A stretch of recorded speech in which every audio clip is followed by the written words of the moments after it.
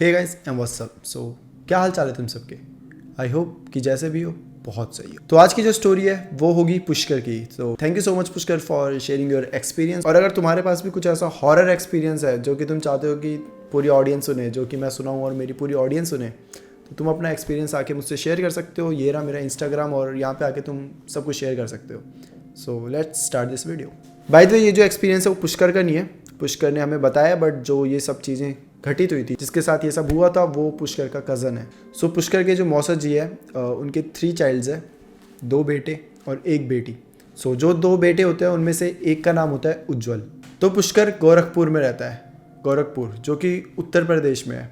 और पुष्कर के जो मौसा जी होते हैं वो उड़ीसा में रहते हैं, बट उनकी क्या जॉब होती है, जो कि मतलब पुष्कर के मौसा जी की लिटरली ट्रांसफ़र होती रहती थी, कभी यहाँ कभी वहाँ।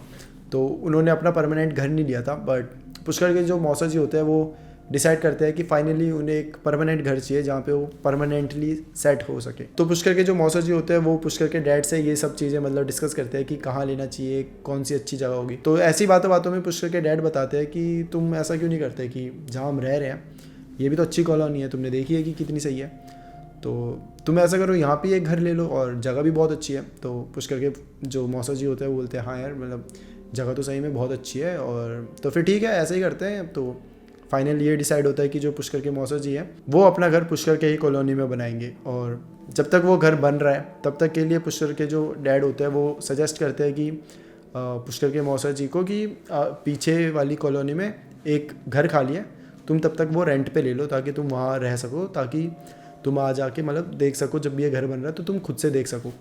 तो पुष्कर के जो मौसा जी होते हैं ठीक है अगर आप कह रहे हो तो ऐसा कर लेते हैं, सही है। तो ये सारी चीज़ें पुष्कर के डैड के अंडर ही हो रही होती है, क्योंकि जो पुष्कर के मौसा जी होते हैं वो थोड़ी जॉब में बिजी रहते हैं। तो मतलब जब तक ये घर बन रहा था और मतलब सब चीज़ें जो अरेंजमेंट्स होती है वो पुष्कर के डैड ने कराई होती है, कि प्लॉट देखना और पीछे वाली कॉलोनी में जो घर खाली है वहाँ पे जाके बात करना, और जो भी घर बनाने के लिए सामान चाहिए होता है या फिर कॉन्ट्रैक्टर से जो भी चीज़ें करनी होती है तो वो सारे पुष्कर के डैड ही हैंडल कर रहे थे। मौसा जी मतलब उनकी तो ड्यूटी चल रही थी तो वो नहीं थे, बट उनकी पूरी फैमिली आ चुकी थी और पूरा सामान शिफ्ट करना था। तो पुष्कर, उसके डैड सब लगे हुए थे पूरा सामान शिफ्ट करने में। एंड सामान शिफ्ट करते करते काफ़ी टाइम हो गया था, मतलब सुबह से लगे हुए थे, लेकिन अब बहुत सारा सामान था यहाँ वहाँ करने में, काफ़ी टाइम लग गया और रात हो चुकी थी। मतलब ये समझ लो कि रात के 2 या 3 बज गए थे।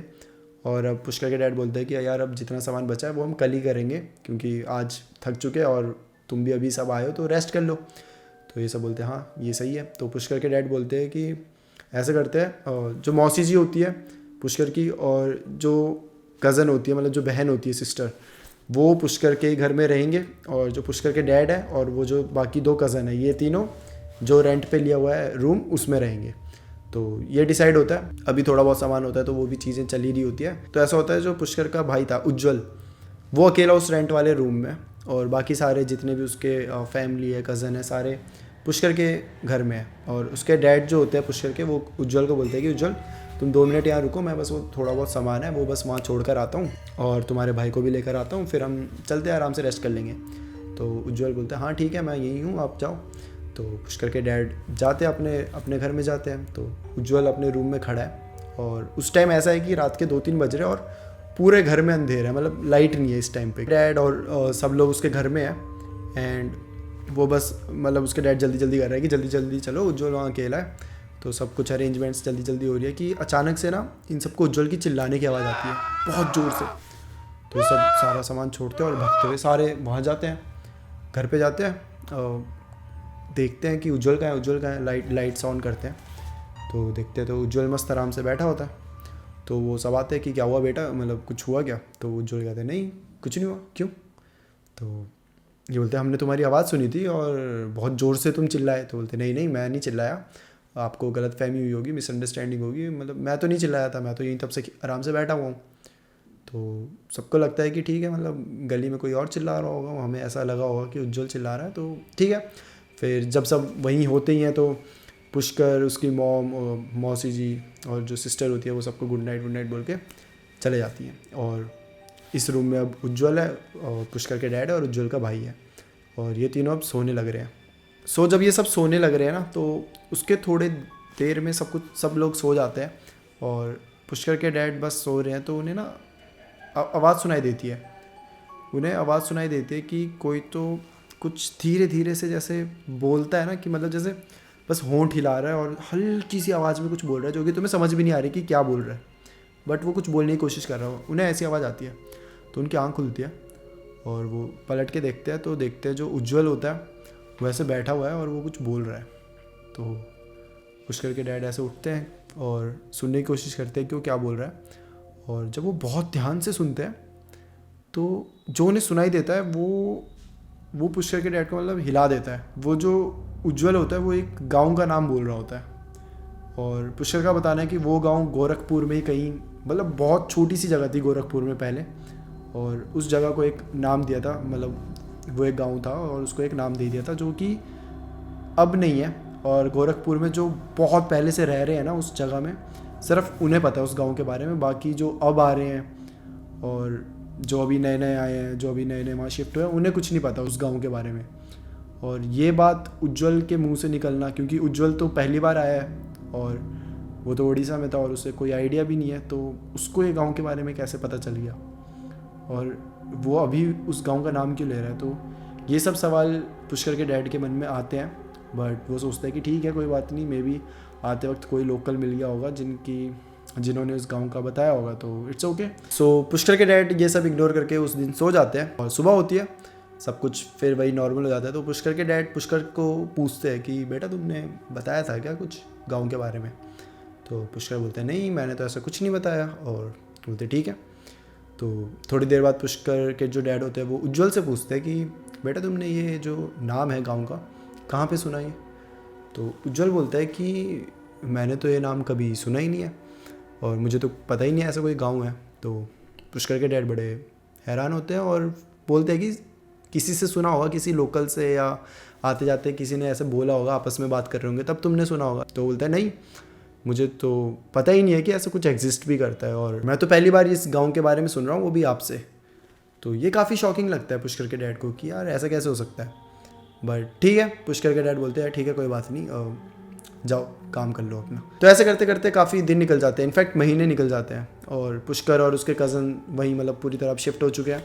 पुष्कर के स्कूल में ही उसके कज़न्स भी जाने लग गए हैं और काफ़ी अच्छा चल रहा है सब कुछ। और पुष्कर का बताना था कि इन सब के बीच में एक चीज़ थोड़ी अजीब थी कि जो उज्जवल था उसका मतलब टेम्पर थोड़ा हाई होने लग गया था, कि हर बात पे गुस्सा आ जाना, हर बात पे चिड़चिड़ा हो जाना, और ऐसी बातों पे जिन पे गुस्सा आना बनता ही नहीं है, जिन पे मतलब कोई अगर मजाक भी कर रहा है तो एकदम चिढ़ जाएगा, एकदम से ही।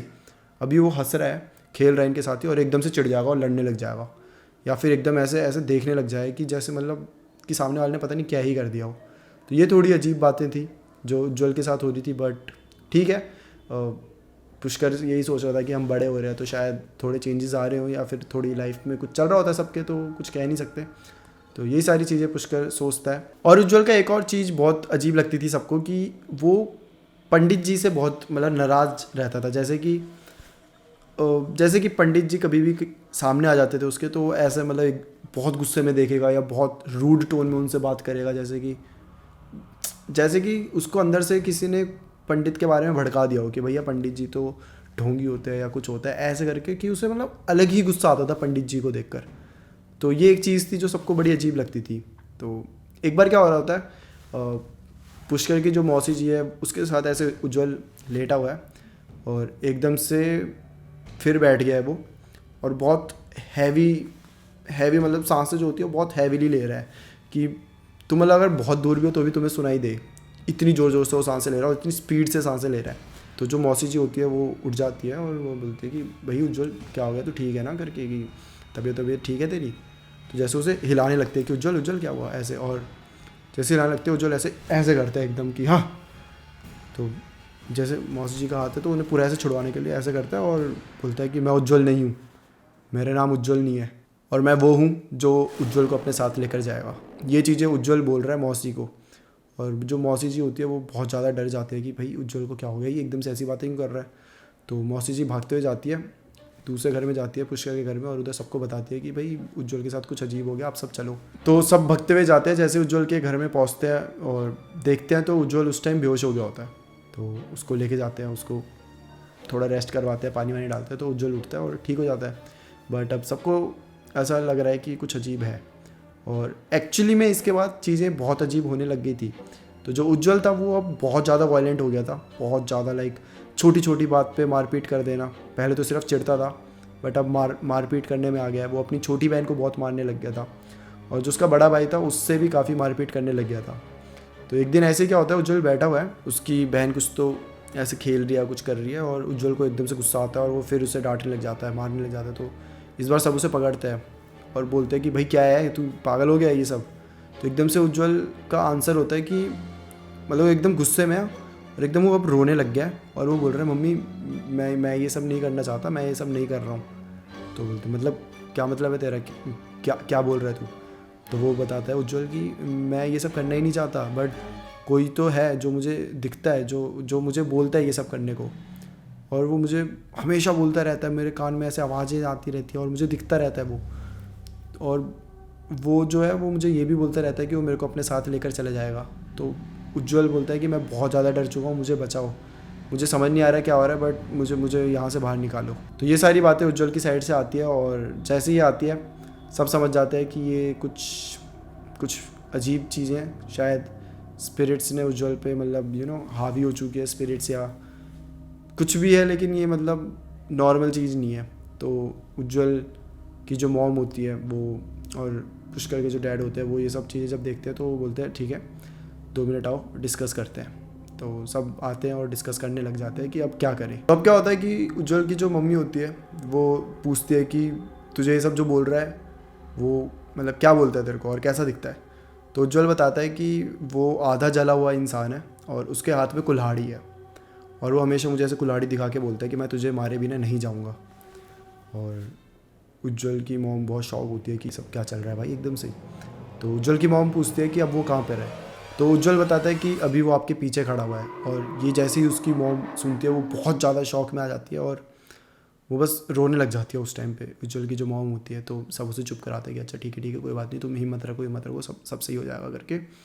और तो पुष्कर के डैड और उज्जवल की जो मॉम ये सब जो बड़े लोग होते हैं घर के वो डिसाइड करते हैं कि हम थोड़ा पूछेंगे आगे पीछे कि आखिर चल क्या रहा है। तो पुष्कर के जो डैड होते हैं वो जो रूम रेंट पे लिया है उस पूरी जो सोसाइटी होती है कॉलोनी होती है वहाँ जाते हैं और एक एक से पूछते हैं कि भाई सीन क्या है। तो आगे आधे बंदे बोलते हैं हमें नहीं पता, हमें तो इन सब के बारे में कुछ आइडिया ही नहीं है। और ऐसे पूछते पूछते वो जो घर है उसके जो बगल में एक घर होता है वहाँ जाते हैं और नॉक करते हैं। तो वहाँ पे नेबर्स जो होते हैं वो गेट खोलते हैं, वो पंडित जी होते हैं जो नेबर होते हैं। तो पंडित जी से पूछते हैं कि भाई ऐसा ऐसा सीन हो रहा है यहाँ पे और हमारा एक बच्चा है उस पर किसी आत्मा ने या कुछ ऐसी चीज़ों ने कब्ज़ा कर लिया है, हावी हो चुकी है उसकी बॉडी में। तो आपको कुछ आइडिया है, क्योंकि हम तो अभी अभी आए हैं कुछ महीने पहले, तो यहाँ पे कुछ ऐसी चीज़ें हुई थी पहले। तो पंडित जी काफ़ी शॉक होते हैं चीज़ें सुनकर। वो जब उन्हें ये बताया जाता है कि जो वो दिखता है उज्जवल को वो आधा जला हुआ है और उसके हाथ में कुल्हाड़ी है, तो ये सुन के पंडित जी काफ़ी शॉक होते हैं और उन्हें बोलते हैं एक काम करिए आप अंदर आइए, हमें इसके बारे में पता है तो हम आपको बताते हैं आराम से, आप अंदर आइए। तो सब जाते हैं अंदर, बैठते हैं आराम से। पुष्कर के डैड होते हैं, मॉम होती है, उज्जवल की मॉम होती है, तो सब वहाँ बैठे हैं। और पंडित जी बताते हैं कि ये जो घर है ना यहाँ पे आपसे पहले भी कोई रहता था। पंडित जी बताते हैं कि आज से काफ़ी साल पहले, काफ़ी इन द सेंस कि 10 साल पहले समझ लो, 10 साल पहले एक फैमिली रहती थी और उनकी फैमिली की और पंडित जी की जो फैमिली है ये आपस में नेबर्स थे, बट इनकी आपस में बिल्कुल नहीं बनती थी। मतलब हर चीज़ में इनकी लड़ाइयाँ होती रहती थी, हर चीज़ में इनसे मतलब बहस होती रहती थी इन दोनों की फैमिली की। तो पंडित जी का बताना है कि वो काफ़ी अजीब से लोग थे और हर चीज़ में वो मतलब गलत ही समझते थे। जैसे कि अगर हम बाहर झाड़ू मार रहे हैं तो उनका ये कहना होगा कि तुम झाड़ू क्यों मार रहे हो, हमारे घर के सामने कूड़ा कर रहे हो, और मतलब उन्हें वो बहाने ढूंढते थे लड़ाई करने के। तो पंडित जी बताते हैं कि हमने काफ़ी टाइम तक अवॉइड किया, बट एक बार क्या हुआ कि हमारी बहुत ज़्यादा इनसे मतलब कहा सुनी हो गई थी, और इतनी ज़्यादा हो गई थी कि मतलब मारपीट तक बात आ सकती थी। तो लेकिन ठीक है, लकीली बाकी लोग आ गए थे सोसाइटी के, उन्होंने सबको अलग कर दिया तो मारपीट तक नहीं आई बात। और जो वो दूसरी फैमिली थी जो उस रूम में तब रहती थी उनका एक 17 साल का बच्चा था, ठीक है, जो कि काफ़ी वायलेंट था। तो वो सुबह जाता था, रात को आता था, मतलब उसे घर में नहीं रहता था ज़्यादा, वो दोस्तों के साथ ही घूमता था। तो जब उसे पता चलता है कि अच्छा मेरे घर वालों के साथ ये पंडित जी होरी की लड़ाई हुई है, तो रात को बाहर निकलता है और वो चिल्लाने लग जाता है कि भाई मैं किसी को नहीं छोड़ूंगा, तुम्हारी हिम्मत कैसे हुई मेरे घर वालों से लड़ने की, तो मैं तुम्हें सबको मार दूंगा, मैं किसी को नहीं छोड़ूंगा, ये सब बोलता है। पंडित जी अंदर घर के अंदर है, उन्होंने गेट वेट लॉक कर दिया और वो बोल रहे कि इग्नोर करो, ये ऐसे बोल रहा है तो इसे बोलने दो। रात हो रही होती है उस टाइम पे, तो वो काफ़ी देर तक बोलता है, गाली गलौज करता है, बट जब पंडित जी कोई रिस्पॉन्स नहीं आता उसकी फैमिली से पंडित जी की, तो वो लड़का भी अपने घर वापस चला जाता है और सो जाता है।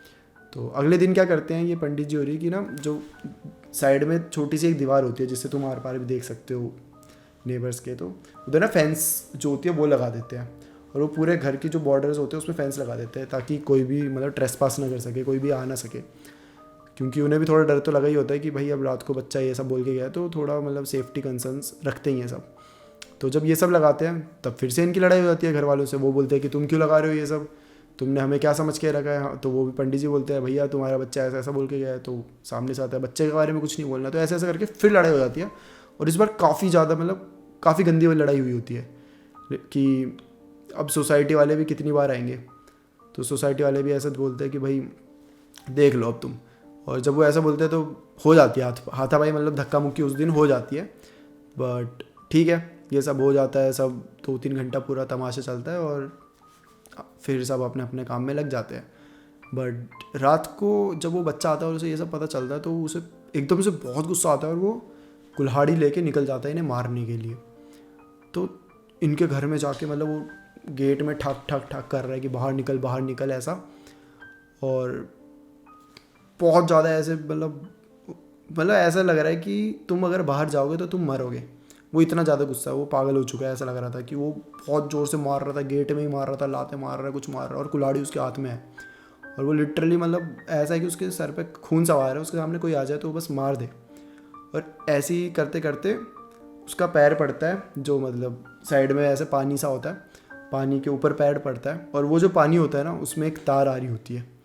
तो जो तुमने अगर देखी होगी ऊपर इलेक्ट्रिसिटी की जो पूरी तार होती है, वो पूरी तार ऐसे पानी से टच हुई होती है, वो ऐसे टूट गई होती है या ख़राब होती है उस दिन पता नहीं, बट वो जो वायर होती है वो पानी से कनेक्ट होती है और पूरा करंट उस लड़के को लग जाता है और वो वहीं मतलब ऑन स्पॉट उसकी डेथ हो जाती है। और वो आधा जल गया होता है उस करंट की वजह से, उसकी बॉडी आधी जल गई होती है और वो वहीं पे मतलब ऑन स्पॉट मर जाता है। जब उस बच्चे की डेथ होती है तो उसके घर वाले भी काफ़ी शौक में चले जाते हैं और उन्हें भी पता होता है कि गलती हमारे बच्चे की थी, वही मारने जा रहा था, तो पुलिस में क्या ही बताएंगे। तो कुछ ऐसे कंप्लेंट भी नहीं होती, कुछ नहीं होता। और जो उसके घर वाले होते हैं वो अब उनका यहाँ सोसाइटी में रहना बनता ही नहीं था, क्योंकि बच्चे की भी डेथ हो गई थी और अगल बगल सबसे लड़ाइयाँ ही होती थी, तो वो ये घर छोड़ के चले जाते हैं। और 10 साल से ये घर वहीं खाली पड़ा होता है। तो बताना है जो पंडित जी है उन सबका ये बताना था कि यहाँ पे अभी भी मतलब रात को ऐसी आवाज़ें आती है कभी कभी, जैसे कि वो बच्चा गुस्से में चिल्ला रहा है और बोल रहा है कि मैं सबको मार दूंगा ऐसे करके। तो अब बहुत बार ऐसी वो सब आवाज़ें सुनाई दी थी, बट फिर बाद में वो ख़त्म हो गई थी। मतलब ये 10 साल पुरानी बात है, तो शायद जब बच्चे की डेथ हुई थी उसके 2-3 महीने बाद ये आवाज़ें आई होगी, 5-6 दिन आई होगी, बट फिर उसके बाद कोई आवाज़ नहीं आई, कुछ नहीं आया। और 10 साल हो गए तब से कोई आवाज़ नहीं आती थी, कुछ नहीं होता था, तो सबको लगा था ठीक है ओके सब ख़त्म हो गया, बात ख़त्म हो गई है। बट अब पंडित जी जब ये सब सुनते हैं कि उस बच्चे पे कोई हावी हुआ है जिसके हाथ में ऐसे कुल्हाड़ी है और वो आधा जला हुआ है, तो पंडित जी भी काफ़ी शौक हो जाते हैं कि ये तो 10 साल पुरानी बात है और हम सबको तो लगा था मतलब जो मैटर है वो ख़त्म हो गया, और आप सब बोल रहे हो कि ये सब तो फिर से चालू हो चुका है। तो सबको ये काफ़ी शौक लगा होता है इस बात से। सो अब जो पुष्कर के डैड होते हैं ना, उनके नोन में एक मौलवी जी होते हैं जो कि पोखरा में रहते हैं, जो कि गोरखपुर से शायद 1 किलोमीटर दूर है। तो जो पुष्कर के डैड होते हैं वो बोलते हैं कि मैं एक बार मौलवी जी को दिखाऊंगा, तो वो उज्जवल को लेकर चले जाते हैं और साथ में बाकी भी सब जाते हैं। तो मौलवी जी जब देखते हैं उज्जवल को तो उसके ऊपर एक पाउडर सा फेंकते हैं और फिर पूछते हैं कि बेटा अब बताओ तुम्हें वो जो आत्मा है वो दिखाई दे रही है। तो उज्जवल बोलता है हाँ मुझे दिखाई दे रही है। तो पंडित जी पूछते हैं कहाँ दिखाई दे रही है आप। तो उज्जवल ऐसे इशारा करके दिखाता है, तो मौलवी जी के जो पीछे ना एक पेड़ होता है, तो उसमें वो उज्जवल बताता है कि उल्टी लटकी हुई है और उसके हाथ में अभी भी कुल्हाड़ी है और वो अभी भी यही कह रहा है कि मैं तुझे मार के लेकर चले जाऊँगा साथ में। तो मौलवी जी उज्जवल को बोलते हैं कि वो तुम्हें बोल रहा है ना कि वो तुम्हें ले जाएगा, तो तुम भी उसे बोल दो कि ये जो जहाँ पे तुम हो ना ये खुदा का दरबार है और यहाँ पे तुम मुझे कुछ नहीं कर सकते। तो मौलवी जी उज्जवल को ये बोलने को बोलते हैं और उज्जवल ऐसे ज़ोर से उसे देख के बोलते हैं कि तू मेरा कुछ नहीं कर सकता, ये खुदा का दरबार है और यहाँ पे तू मेरा कुछ नहीं कर सकता। तो जैसे वो ये बोलता है वो वहाँ से गायब हो जाती है, वो आत्मा उसे नहीं दिखती। और ये जब होता है तो उज्जवल को भी काफ़ी मतलब अच्छा लगता है, राहत सी मिलती है कि वो मतलब नहीं दिख रहा है। तो मौलवी जी बोलते हैं कि अब वो तुम चिंता मत करो, उसको कुछ धागा वागा बांधते हैं और बोलते हैं कि तुम्हें कभी भी कुछ भी हो ना तो उसे बस ऐसे सुना देना है, कभी भी तुम्हें दिखे तुम्हें बस ये बोलना है कि मेरे साथ खुदा है, मेरे साथ मेरा भगवान है, भगवान खुदा सब एक ही है। तुम जो बोलो बस उसे ऐसे पता होना चाहिए कि तुम्हारे साथ ऊपर वाले हैं जो कि तुम्हारी रक्षा कर रहे हैं और तुम्हें ऐसे डरना नहीं है उससे। क्योंकि अगर तुम्हें कभी भी दिखेगा और वो तुम्हें ऐसे धमकाएगा तो तुम उसे धमकाओ कि मेरे साथ मेरे भगवान जी है तो तू देख ले, क्योंकि मुझे तो कुछ नहीं हो सकता बट तेरा मुझे नहीं पता, तुझे ऐसा बोलना है। तो मौलवी जी ने ये बहुत अच्छे से समझाया होता है उज्जवल को और उज्जवल भी ये समझ गया होता है कि ठीक है मैं ऐसे ही करूँगा। तो ये बोल के वो चले जाते हैं, सब वहाँ से चले जाते हैं।